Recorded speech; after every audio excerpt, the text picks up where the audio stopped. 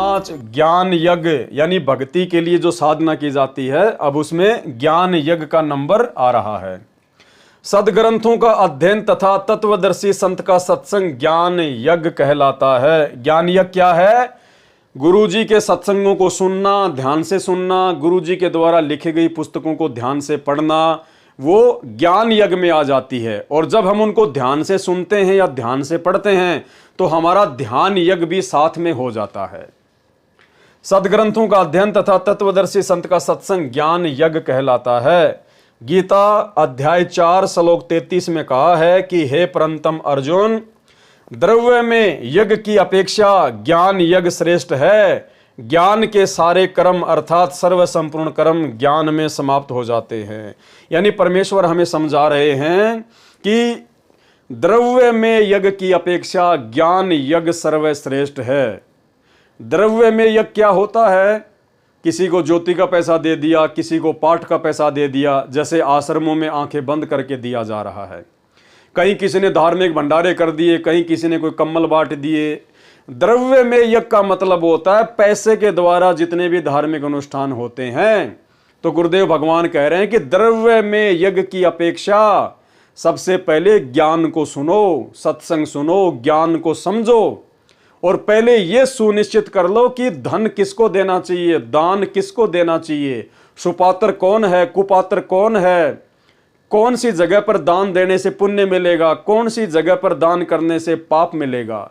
तो वर्तमान में सतलोक आश्रम मैनेजमेंट हरियाणा के पीछे जुड़ी हुई संगत को द्रव्य में दान करने से पहले सतगुरु रामपाल जी परमेश्वर जी के सत्संगों को अच्छे से समझ लेना चाहिए, क्योंकि आपके द्वारा दिया गया दान सरेआम राजनीति में लग रहा है, आरक्षणबाजी में लग रहा है, गुंडों की सीबीआई जांच में लग रहा है, आश्रम में फालतू में हॉस्पिटलों में आपका पैसा बर्बाद हो रहा है, धनाना गांव वालों के लिए 50-50 लाख रुपए के स्टेडियम बना दिए गए, उनमें आपका पैसा बर्बाद हो रहा है। सतलोक आश्रमों में फालतू में गाय भैंसे बनाई जा रही हैं, मिट्टी की, पत्थरों की, लहर तारा तालाब बनाए जा रहे हैं, फालतू में आप भाई बहनों का पैसा बर्बाद हो रहा है। झोपड़ियां बनाई जा रही हैं जिनमें कबीर जी की मूर्ति या फोटो रखी जाती है। भगत लोग वहां जा जाके सेल्फी लेते हैं, फोटोएं खींचते हैं।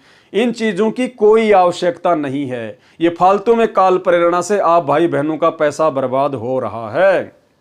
अरे जब हमारे को सतगुरु रामपाल जी भगवान ने सृष्टि रचना में बता दिया, अपने सत्संगों में बता दिया कि परमात्मा 650 साल पहले काशी बनारस के लहर तारा तालाब में विकसित कमल के फूल के ऊपर शिशु रूप में प्रकट हुए थे, तो भाई और बहनों हमने लोगों को समझाने के लिए वो लहर तारा तालाब बनाने की क्या आवश्यकता है? हमने वो कमल का फूल बनाने की क्या आवश्यकता है? कमल के फूल के ऊपर छोटा सा नंगा बालक लेटाने की क्या आवश्यकता है? कमल के फूल के लिए बड़ा सा तालाब बनाकर उसमें पानी भरने की क्या आवश्यकता है? क्यों हम भक्तों का पैसा बर्बाद कर रहे हैं? वो परमात्मा जब सतलोक से आता है, शिशु रूप में लीला करता है, तो वो कवारी गायों का दूध पीता है। अब उस बात को समझाने के लिए सतलोक आश्रमों में जगह जगह गायें और उनकी जो बच्चियां होती हैं उनकी बड़ी बड़ी मूर्ति लाके रख दी गई हैं। भाई और बहनों, क्यों वो लाखों रुपया भगत समाज का वो नकली मिट्टी की गाय भैंस खरीदने में लगा दिया गया? ना वो मिट्टी की गाय दूध देगी, ना वो आपको गोबर देगी। क्या काम की है? भगतों का लाखों रुपया बर्बाद करवा दिया गया। भगत वहां जाते हैं, सेल्फी लेते हैं, मनोरंजन का स्थल बना दिया इन आश्रमों को, सेल्फी सेंटर बना दिया इन आश्रमों को। अरे भगत आश्रम में जाता है भगवान की चर्चा के लिए, बैठकर साध संगति करने के लिए, मालिक की महिमा और उसका गुणगान करने के लिए, और वो सारा दिन गाय भैंस के चक्कर काटते रहते हैं, उनकी फोटोएं खींचने में लगे रहते हैं। एक भगत तो मैंने देखा वीडियो में, वो उस मिट्टी की गाय के नीचे मिट्टी विट्टी साफ कर रहा है, उसके जगह को साफ कर रहा है, झाड़ू लगा रहा है। अरे भाई, तू बिहार से चलकर धनाना आश्रम में वो मिट्टी की बनी हुई गाय की सेवा करने के लिए आया है क्या, या परमात्मा की महिमा को चर्चा करने के लिए आया है? झोपड़ी बना दी गई जिसमें कबीर जी आगे बैठा दिए गए, सूत काट रहे हैं, चरखा चला रहे हैं। यानी हमारे गुरु रामपाल जी भगवान ने हमें जो बातें बताई, उन बातों पे सतलोक आश्रम मैनेजमेंट वालों को यकीन नहीं है। मैनेजमेंट वालों का मानना है कि भगत गुरुजी की बात पर उस समय यकीन करेंगे जब हम इन आश्रमों में उस प्रकार से झोपड़ियां बनाएंगे, लहर ताला तालाब बनाएंगे, मिट्टी की गाय बनाएंगे और एक बहुत बड़ा मिट्टी का पहाड़ बना दिया इन्होंने। बताओ कितना पैसा भगतों का इन्होंने बर्बाद किया। और भगत समाज वहां जा जाके मनोरंजन करता है, घूमता है, फिरता है, सेल्फियां लेता है। तो भाई टोटल मनमाना आचरण। इसलिए परमात्मा कह रहे हैं कि द्रव्य में यज्ञ की अपेक्षा ज्ञान यज्ञ सर्वश्रेष्ठ है। पहले ज्ञान तो समझ लो कि गुरुजी ने केवल सुपात्र को ज्योति पाठ और दान का पैसा देने के लिए कहा है, कुपात्र सतलोक आश्रम मैनेजमेंट हरियाणा को देने के लिए नहीं कहा। और आपके दान का तो सरेआम दुरुपयोग भी आपकी आंखों के सामने हो रहा है। सतगुरु ज्ञान को आधार बनाकर भक्ति करें और अपने जीवन का कल्याण कराएं। ज्ञान यज्ञ सदग्रंथों का अध्ययन तथा तत्वदर्शी संत का सत्संग ज्ञान यज्ञ कहलाता है। अध्याय 4 श्लोक 33 में कहा है कि हे परंतप अर्जुन, द्रव्य में यज्ञ की अपेक्षा ज्ञान यज्ञ सर्वश्रेष्ठ है। सारे के सारे कर्म अर्थात सर्व संपूर्ण कर्म ज्ञान में समाप्त हो जाते हैं। अगर तुझे ज्ञान भी अच्छे से समझ में आ गया तो तेरा दान धर्म सब कुछ माना जाता है। गीता अध्याय 4 श्लोक 33, गीता अध्याय 4 श्लोक 32 से 41 तक यही बताया है कि भावार्थ है कि मनमाना आचरण करके जो द्रव्य में यज्ञ करते हैं। अब ये मनमाना आचरण हो रहा है सतलोक आश्रमों में। मिट्टी की गाय, लहर तारा तालाब, कमल का फूल, इतना बड़ा पानी का जोहड़, मिट्टी का पहाड़ बना दिया, कबीर जी की झोपड़ी बना दी। ये सब मनमाना आचरण है।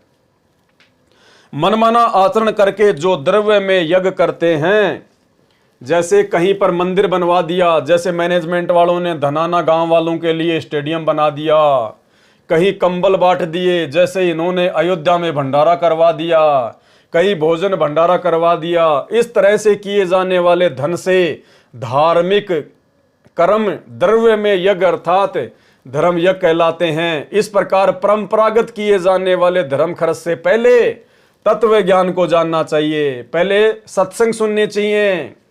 गीता अध्याय 4 श्लोक 32 से 41 तक यही बताया है कि संपूर्ण आध्यात्मिक ज्ञान, तत्व ज्ञान, सूक्ष्म वेद स्वयं परम अक्षर ब्रह्म ही अपनी वाणी से बोल कर बताता है।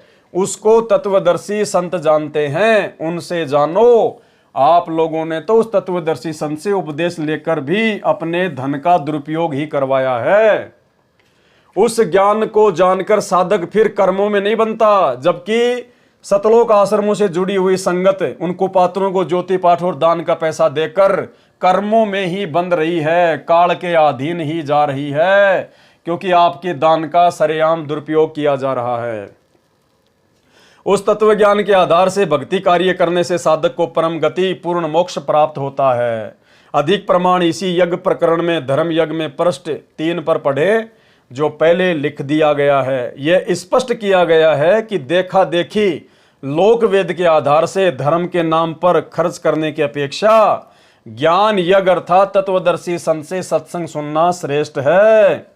जिस प्रकार से संगत देखा देखी एक दूसरे भगत भाई बहनों की देखा देखी ज्योति पाठ और दान का पैसा दे रही है और उस पैसे का दुरुपयोग सरेआम सतलोक आश्रम मैनेजमेंट हरियाणा वालों द्वारा उनकी आंखों के सामने किया जा रहा है, उसके बाद भी उनकी आंखें बंद हैं। तो परमेश्वर उनकी आंखें खोलने के लिए कह रहे हैं। यह स्पष्ट किया गया है कि देखा देखी लोकवेद के आधार से धर्म के नाम पर खर्च करने की अपेक्षा ज्ञान यज्ञ अर्थात तत्वदर्शी संत से सत्संग सुनना श्रेष्ठ है। फिर गुरु दीक्षा लेकर उनके मार्गदर्शन अनुसार धर्म के नाम पर दान करना शास्त्र अनुकूल साधना होने से श्रेयकर है। लेकिन यहाँ तो गुरुजी से उपदेश लेकर गुरुजी का ज्ञान सुनकर भी लोग कुपात्र सतलोक आश्रम मैनेजमेंट हरियाणा को दान धर्म करके परमात्मा से दूर होते जा रहे हैं, अर्थात मर्यादाएं खंडित होती जा रही है। ज्ञान यज्ञ समझने के लिए पढ़ें पुस्तक आध्यात्मिक ज्ञान गंगा। ज्ञान यज्ञ का कुछ अंश आप जी को इस भक्ति बोध के अनुवाद में भी पढ़ने को मिलेगा। जो गुरु बचन पे डट के कट गे फंद 84 के, कट गे फंद 84 के, कट गे फंद 84 के।